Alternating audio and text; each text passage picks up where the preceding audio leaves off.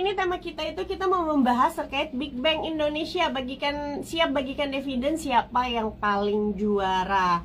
Nah tadi ada yang nanya tuh kebetulan di atas dividen itu apa sih katanya. Berarti masih ada yang belum ngerti ya. Jadi dividen itu adalah keuntungan yang dibagikan perusahaan berasal dari laba bersih perusahaan. Jadi ketika perusahaan merunning bisnisnya, terus perusahaan mendapatkan dividen. Nah dividennya ini dibagikan ke pemegang saham gitu. Nah, biasanya momen-momen dividen kayak gini tuh momen-momen yang paling ditunggu-tunggu sama investor-investor karena ibaratnya investor tuh bisa dapat passive income dari dividen. Apalagi nih kalau kita berkaca sama saham-saham perbankan yang mana kita tahu itu akan melakukan RUPS pada awal-awal Maret ini. Jadi RUPS adalah rapat umum pemegang saham. Biasanya di RUPS itu diumumkan terkait rencana-rencana atau target kinerja keuangan di tahun 2024, terus juga mengumumkan atau evaluasi kinerja perusahaan di tahun 2023, mengumumkan juga kira-kira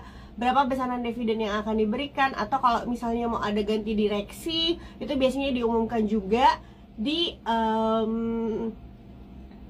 RUPS tersebut. Itu tadi aku udah jawab.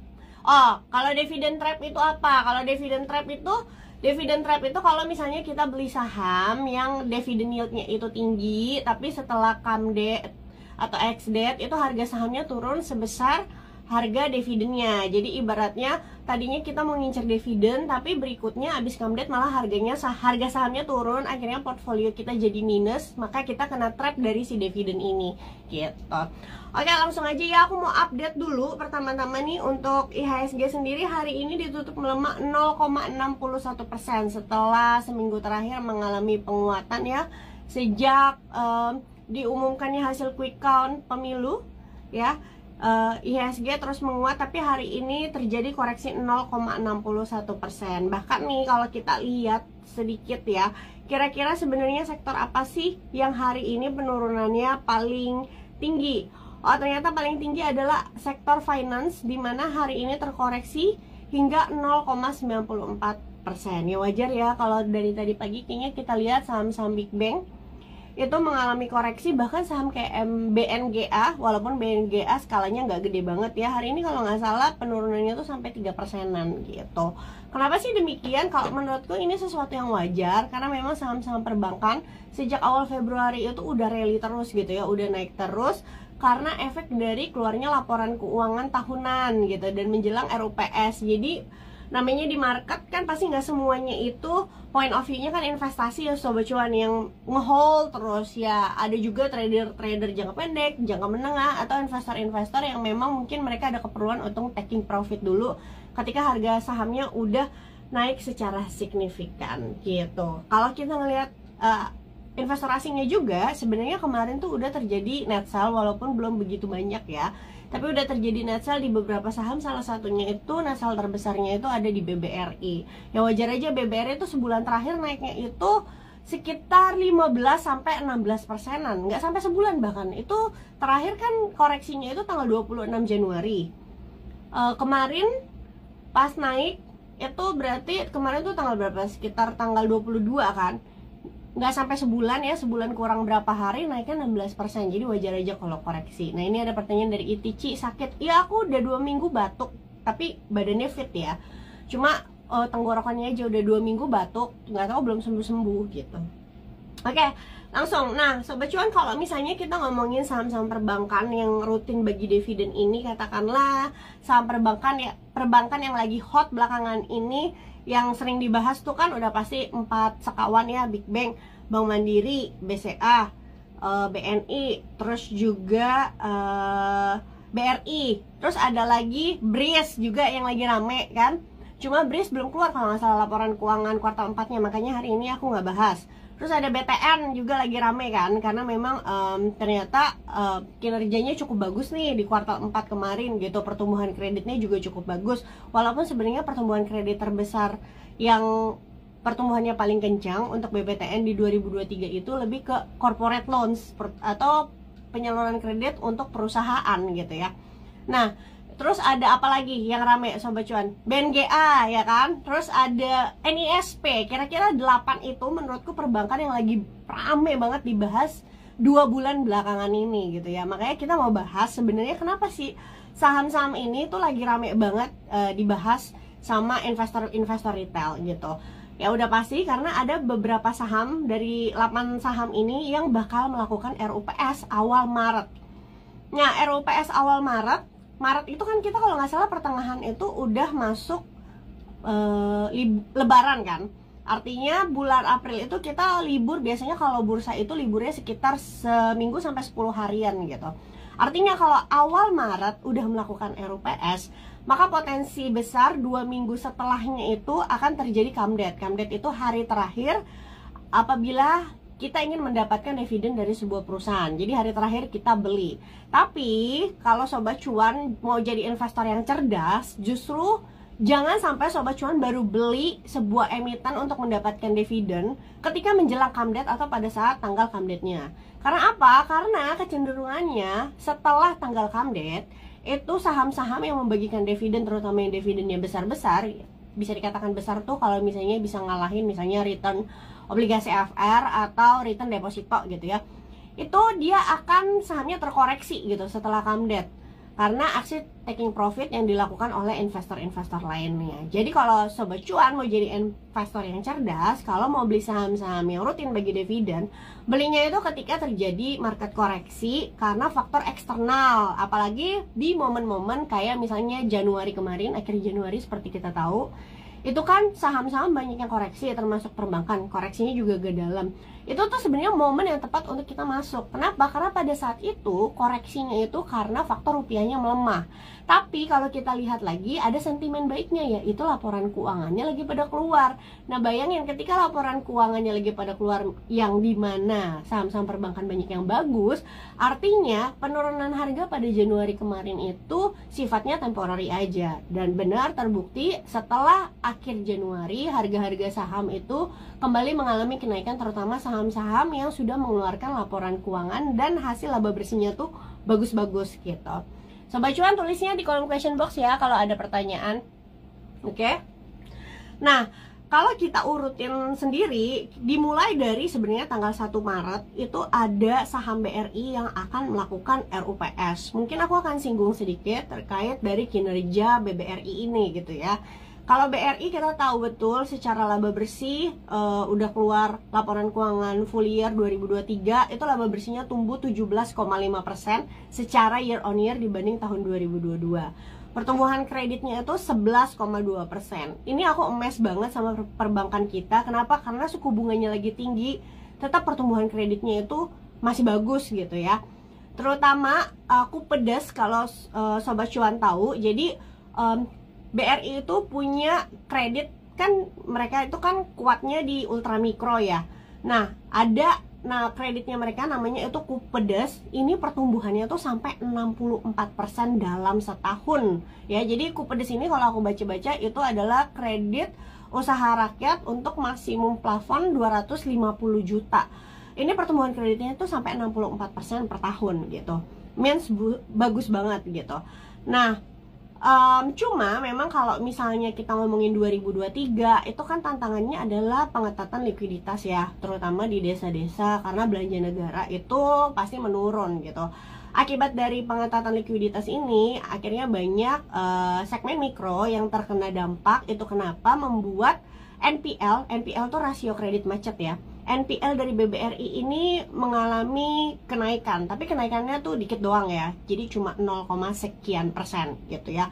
Tapi meskipun NPL-nya naik, penyaluran kreditnya tinggi, dan kalau Sobat Cuan tahu walaupun cost of fund dari BBRI itu tinggi karena banyakannya deposito yang nyimpen di sana, enggak kebanyakan sih, sekitar 40% lebih itu deposito lah, tapi enggak serendah BCA, Bank Mandiri gitu ya. Kan kalau masyarakat nabungnya di deposito berarti kan bank harus bayar bunga lebih mahal gitu Sobat Cuan.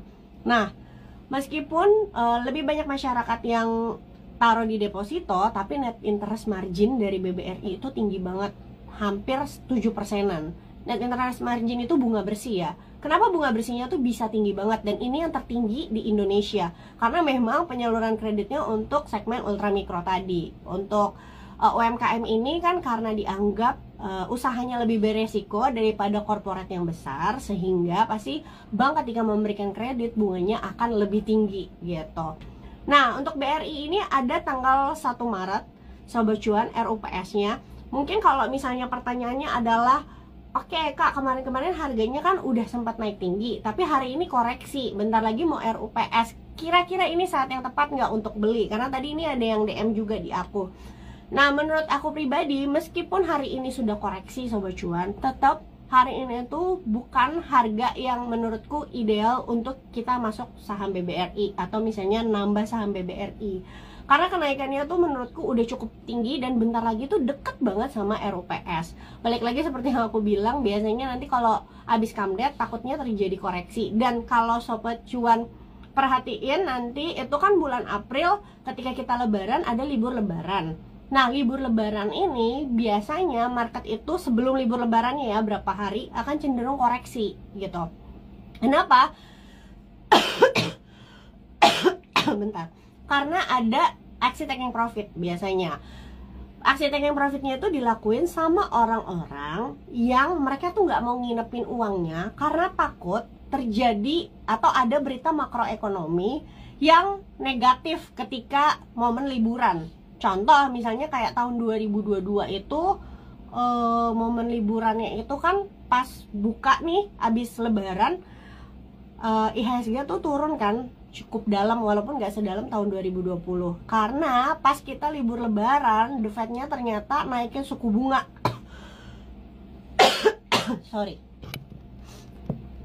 Naikin suku bunga Sobat Cuan. Jadi waktu itu naikin suku bunganya tuh kalau nggak salah langsung 0,5 basis poin. Akhirnya marketnya itu atau IHSG-nya abis liburan lebaran dibuka itu koreksi. Nah, jadi aku saranin untuk kalian-kalian misalnya yang tipikal investor yang suka khawatir atau gampang khawatir ketika liburan takut terjadi ada berita-berita negatif, lebih baik kalau mau masuk BRI tunggu aja abis libur lebaran gitu. Tapi bisa aja nggak ada berita negatif, ya bisa aja, tapi untuk jaga-jaga. Balik lagi, strategi ini cocok untuk kalian yang tipikalnya itu gampang khawatiran sama market. Tapi kalau misalkan kalian tipikalnya adalah investor yang aku conviction banget nih karena aku udah analisa banget, ya nggak apa-apa belanja sebelum libur lebaran kalau misalnya dikasih harga saham yang koreksinya tuh cukup baik. Contohnya koreksi cukup baik tuh kayak gimana? Kalau saham BBRI-nya misalnya bisa sentuh 5.600 sampai 5.800, menurutku ini koreksi yang cukup baik untuk misalnya kalian melakukan tambahan atau top average up di saham BBRI, atau kalian baru mau pertama kali melakukan cicil beli. Jadi kalau saham BBRI-nya tidak koreksi ke sana sampai beberapa minggu ke depan, sebaiknya wait and see dulu. Tapi juga kalau misalnya kalian tipikal investor yang gampang khawatiran, sebaiknya tunggu abis libur lebaran aja kalau mau belanja saham. Oke, lanjut ya. Sekarang kita ke BCA. Jadi kalau BCA ini laba bersihnya tuh tumbuh 19% year on year. Dan uniknya BCA itu berbeda dengan BRI. Kalau BRI net interest marginnya tinggi karena bunga kreditnya. Nah, tuh ada yang ngomong tuh katanya, Bromi, pas libur lebaran nanti ada FOMC meeting. Apalagi kalau ada FOMC meeting gitu. Biasanya takutnya kalau FOMC meetingnya nggak sesuai ekspektasi kita, ternyata The Fed-nya belum turunin suku bunga, nanti marketnya dibukanya koreksi gitu. Oke, nah untuk BCA sendiri, ini perbedaannya sama BRI. Kalau BCA itu kan retail banking ya, makanya kasa tertingginya itu kasanya itu tertinggi saat ini sampai 80%. Jadi kasa itu tabungan nasabah-nasabah yang nabung di sana banyak kan taruh di tabungan biasa dibanding di deposito. Tentunya kalau lebih banyak yang nabung di tabungan biasa, beban dari bank itu semakin kecil karena kan bunga dari tabungan BCA itu kecil banget kan, cuma berapa Sobat Cuan? Paling 0,25% ya per tahun dibanding sama nasabah yang taruh di deposito gitu. Jadi kasa yang tinggi itu juga competitive advantage yang dimiliki oleh BCA, sehingga BCA bisa punya bunga kredit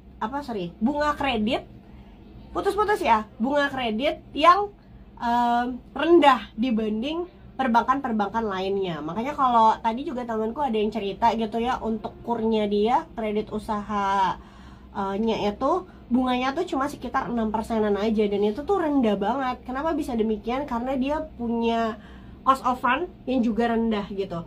Terus juga keunggulan dari BCA itu adalah NPL-nya itu rendah banget. Jadi NPL itu adalah rasio kredit macet ya, sama seperti BRI tadi, itu cuma 1,9%. Kalau Sobat Cuan tahu, di Indonesia itu minimum rasio kredit macet itu sekitar maksimum itu 5% ya. Nah, BCA cuma 1,9%, berarti bener-bener perusahaan ini kan sehat banget ya. Ya kita tahu sendiri lah ya, kan banyak yang bilang ngambil kredit di BCA itu gak gampang gitu ya, mereka pilih-pilih banget. Nah ini tercerminkan di rasio kredit macetnya mereka yang cuma 1,9%. Nah balik lagi, kalau misalnya hari ini koreksi, so apakah area ini adalah area-area yang bisa kita beli? Menurutku sih, nih menurut pandanganku ya Sobat Cuan, tidak, karena BCA sendiri menurut aku pribadi valuasinya tuh sudah terlampau mahal. Dengan kualitas yang sama, rasa-rasanya masih ada perbankan lain yang menurutku secara valuasi lebih oke, dan juga secara dividen lebih oke gitu ya. Walaupun kan kata orang, Kak Olive kayak dari berapa, mungkin setahun lalu bilang BCA itu valuasinya udah mahal, tapi tetap aja BCA-nya naik-naik terus, misalnya kayak gitu kan. Tapi masalahnya kita kan kalau ngomongin kalau ngomongin investasi, kita harus ngukur juga resikonya. Takutnya kalau misalnya valuasinya terlalu premium, kalau misalnya terjadi kinerja misalnya yang tiba-tiba terjadi penurunan, walaupun sedikit aja, harga sahamnya tuh koreksinya takutnya bisa dalam banget gitu. Atau misalnya kalau misalnya pertumbuhan kinerjanya nggak sesuai ekspektasi investor gitu, atau mayoritas investor, atau misalnya kalau tiba-tiba ada resiko dari makro gitu ya, takutnya koreksinya bisa cenderung lebih dalam gitu. Nah itu kenapa aku lebih prefer untuk saranin kalian cari saham perbankan yang valuasinya lebih rendah dengan tingkat dividen yang lebih tinggi gitu. Misalnya ya salah satunya bisa kayak Bank Mandiri, atau misalnya BRI gitu, atau BNI ya, sekarang BUMN sih gede-gede ya dividennya gitu. Yang mau nanya tulis di kolom question box ya. Oke, lanjut. Sekarang kita ke NISP dulu kali ya, sebelum ke Bank Mandiri dan juga ini BNI. Nah Sobat Cuan, NISP ini termasuk juga saham yang lagi favorable 2 bulan belakangan ini gitu ya, karena memang kinerjanya juga tumbuh sangat baik, dimana laba bersihnya itu year on year tumbuhnya 22% gitu ya. Nah 22% ini kalau tadi kita bandingin sama BCA sama BRI, pertumbuhan labanya itu lebih tinggi dibanding BCA sama BRI gitu ya. Nah secara size juga beda sih, memang secara size juga beda. Jadi kalau misalnya NISP punya pertumbuhan 22%, menurutku bagus banget untuk mereka. Dan kalau Sobat Cuan tahu, NISP juga baru akuisisi Commonwealth ya, dimana akuisisi ini diharapkan bisa meningkatkan kemampuan wealth management perusahaan, karena memang Commonwealth sendiri itu memiliki 1,4 juta nasabah high profile. Jadi memang kalau ngomongin NISP, mereka itu sedikit berbeda sama kalau kita ngomongin BRI. Target marketnya itu memang nasabah-nasabah high profile, apalagi dengan akuisisi Commonwealth-nya, atau nasabah orang kaya gitu lah ya. Oke, sayangnya pertumbuhan kreditnya itu cuma sekitar 9,9%. Tadi kalau misalkan kita bandingin gitu ya sama BRI bisa 11,22%. BCA juga kalau nggak salah pertumbuhan kreditnya itu sekitar 10%-an gitu. Untuk NISP sendiri Sobat Cuan, meskipun gini, dia kan mau RUPS tanggal 18 Maret ya Sobat Cuan, dan ini tuh sahamnya baru aja breakout gitu ya. Kan mungkin dari beberapa dari kalian udah punya, ada yang udah pada punya dari bawah gitu. Terus kalau misalkan mau nambah gimana? Bisa nggak? Kalau bisa aja kalau misalnya coba dikasih di 1300, atau lebih bagus lagi kalau misalnya ke 1300 ke bawah gitu ya. Oke, itu untuk NISP. Kalau di harga sekarang sih menurutku masih kurang menarik kalau misalnya mau nambah gitu. Nah, cuma mungkin ada yang nanya nih tadi sama aku, kalau misalkan saham kayak NISP ini lebih baik di tradingin aja misalnya ketika come dead itu taking profit, atau misalnya di hold aja kayak saham-saham BBRI, Bank Mandiri. Kalau menurut aku itu balik lagi tergantung kalian tipikal investor yang seperti apa. Jadi apakah kalian mau trading jangka pendek, memanfaatkan momentum, taking profit misalnya ketika come dead nggak masalah, atau kalian kalau misalnya mau hold jangka panjang untuk NISP juga cocok karena setiap tahunnya kalian bisa dapetin dividen sekitar 5-6% per tahun tergantung harga beli kalian. Jadi kalau kalian belinya itu di kisaran 1.200 kemarin, itu kemungkinan besar bisa dapat dividennya itu 5,5-6%. Kalau kalian punya harga lebih di bawah lagi, kayak di bawah 1.100, berarti dividen yieldnya bisa lebih gede lagi gitu. Oke, lanjut ya, Bank Mandiri. Nah, untuk Bank Mandiri ini RUPS-nya tanggal 7 Maret ya Sobat Cuan. Jadi kalian yang udah punya saham Bank Mandiri, meski punya satu lot doang, kalian tuh bisa banget datang ke RUPS-nya Bank Mandiri tanggal 7 Maret nanti gitu ya. Biasanya suka ada merchandise-nya sih gitu. Nah, kalau kita ngomongin Bank Mandiri, mungkin kalau Sobat Cuan yang punya saham Bank Mandiri dari tahun 2021 atau 2022 atau bahkan 2020, Bank Mandiri ini jadi saham perbankan yang kenaikannya tuh paling tinggi dan konsisten. Bahkan kalau misalnya hold 2 tahun terakhir aja tuh kenaikannya bisa sekitar 70-90% gitu ya. Atau bahkan ada juga yang beggar walaupun baru hold sekitar 3 tahunan.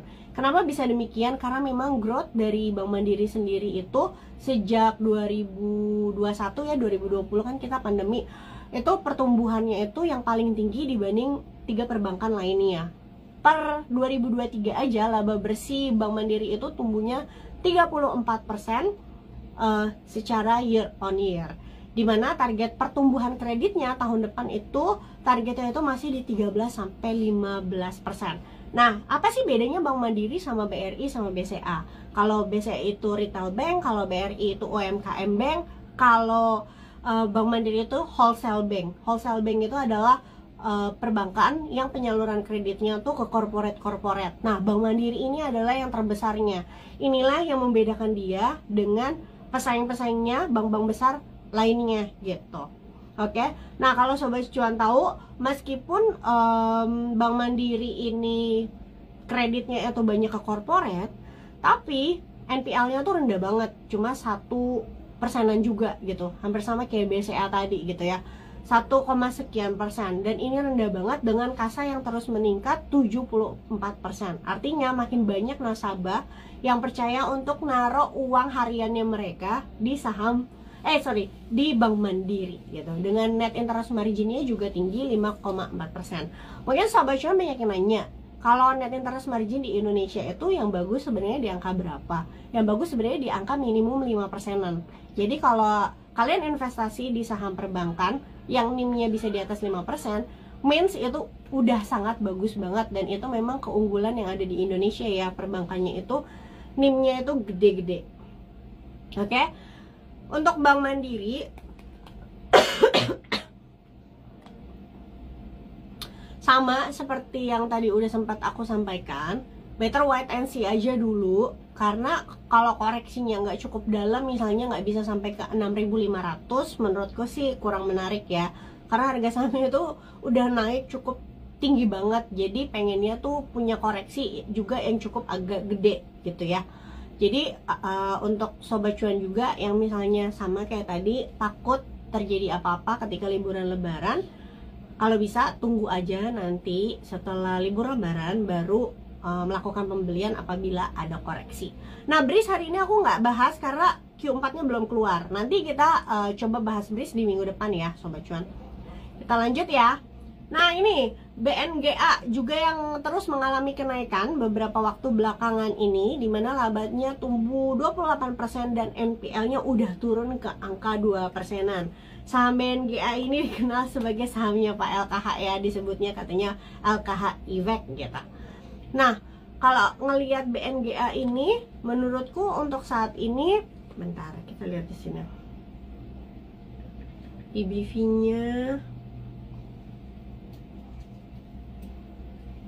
PBV-nya memang masih 1 kali, tapi secara price action Sobat Cuan naiknya itu untuk 2 minggu terakhir itu udah tinggi banget. Jadi kecenderungannya adalah wait and see, karena takutnya kalau Sobat Cuan maksa masuk sekarang, nanti orang-orang yang udah masuk duluan itu taking profit. Apalagi BNGA ini mau melakukan RUPS pada tanggal 3 Maret. Jadi aku cuma selamatin untuk Sobat Cuan yang punya BNGA di harga-harga di bawah. Congratulations, hold aja sahamnya, karena saham ini rutin banget bagi dividen, yang dimana dividen yieldnya itu bisa 5-6% per tahun. Means lebih bagus juga kan daripada depositonya gitu. Mungkin terus kita beli apa nih Kak Olive? Kalau misalnya tadi yang Kak Olive bilang yang lainnya wait and see dulu, mungkin yang bisa kalian pantau adalah BBTN Sobat Cuan ya. BBTN ini juga tanggal 6 Maret akan melakukan RUPS, dimana laba bersihnya itu tumbuh 15% year on year, penyaluran kreditnya tumbuh 11,9%. Tapi yang menariknya untuk BBTN, kan kalau kita ngomongin BBTN pasti top of mind kita adalah pasti penyaluran kreditnya yang tumbuhnya untuk KPR gitu ya. Ternyata enggak, pertumbuhan kredit untuk KPR-nya itu cuma 10%, tapi pertumbuhan kredit untuk corporate-nya itu tumbuhnya 61% gitu.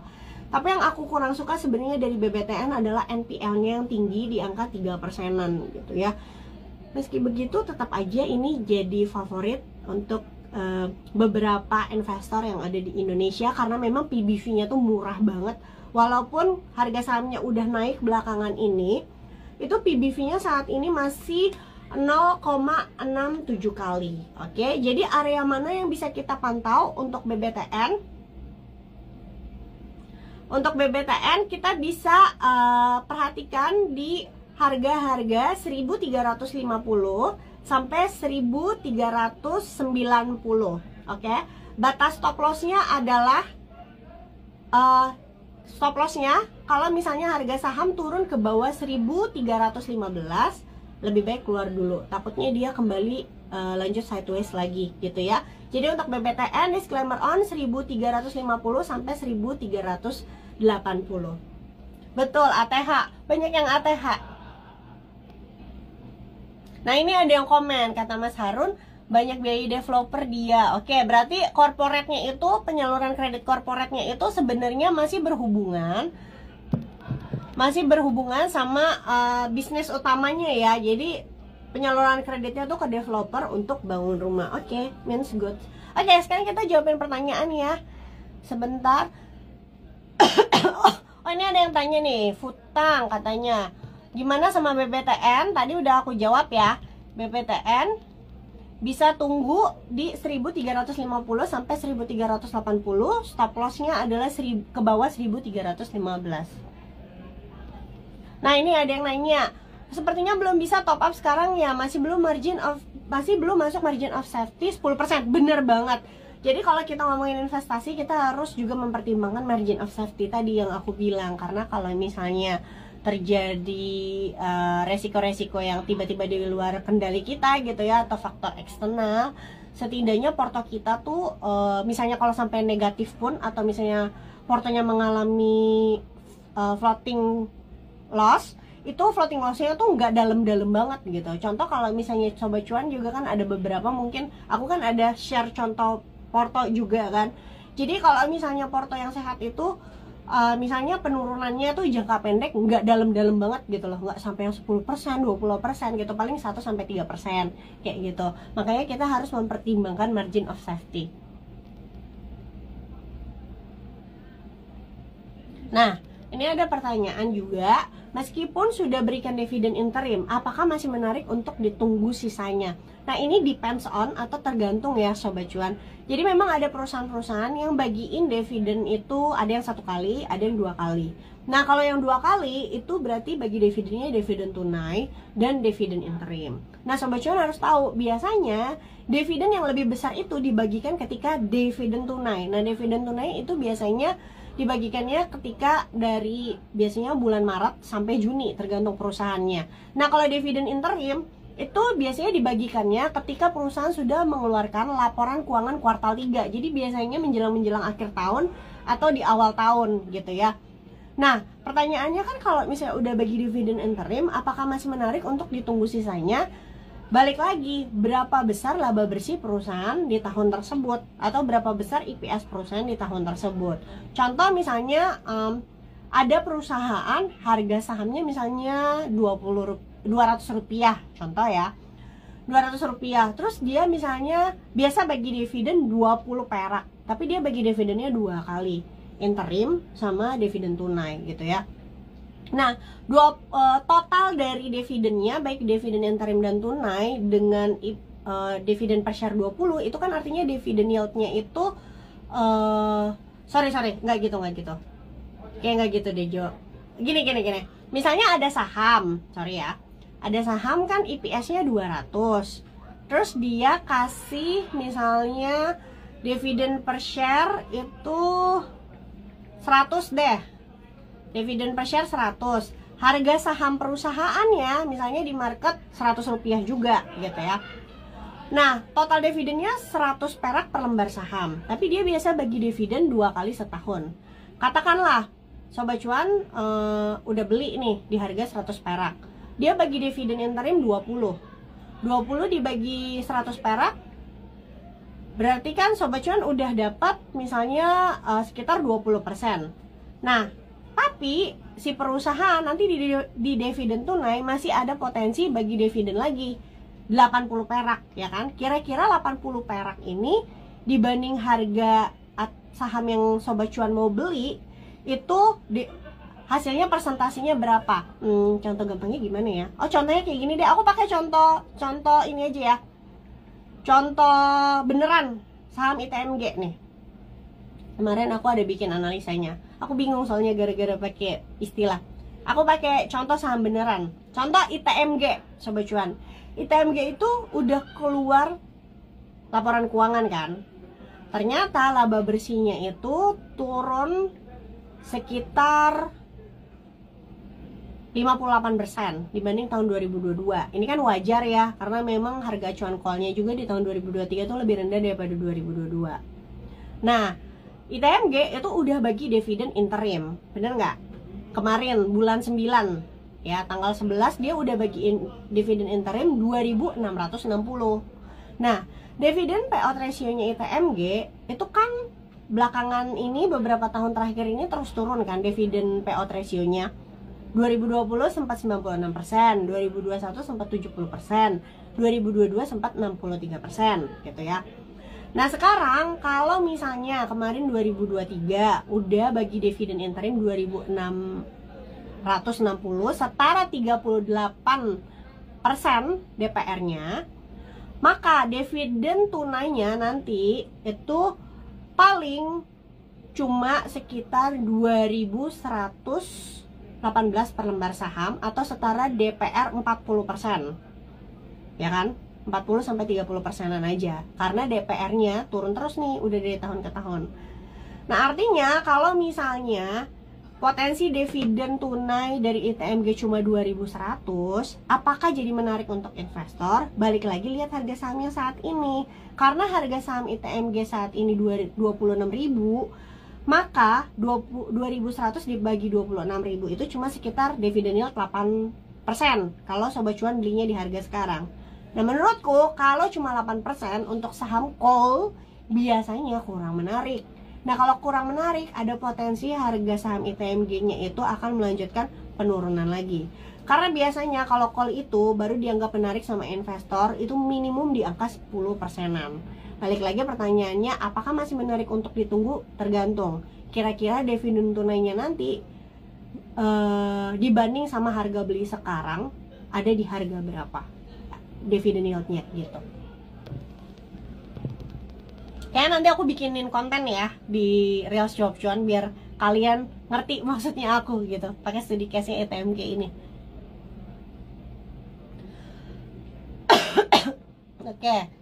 Kalau mau nambah BBRI di harga berapa tadi udah sempat aku jawab ya. Di harga 5.600 sampai 5.800. Oke Sobat Cuan, ini udah lewat, waktunya udah lewat 6 menit. Mohon maaf untuk pertanyaan yang belum terjawab. Kalau misalnya pertanyaan kalian belum terjawab, boleh DM aja. Nanti dibuka sama admin Cuap Cuan dan siapa tahu bisa kita jadiin konten. Terima kasih untuk Sobat Cuan yang udah join live Instagram kita hari ini. Untuk Sobat Cuan yang telat tadi gabung live Instagram kita dari awal, bisa tonton siaran ulangnya di Instagram cuap_cuan. Dengerin podcast kita di Spotify, Apple Podcast, Google Podcast, dan juga Anchor. Subscribe YouTube channel kita Cuap Cuan. Podcast kita juga disiarin secara ulang, dimana kalian bisa streaming di cnbcindonesia.com atau kami bisa nonton di CNBC Indonesia, CNBC Indonesia TV. Oke, aku Olivia Lewis, Financial Expert CNBC Indonesia, pamit undur diri, bye.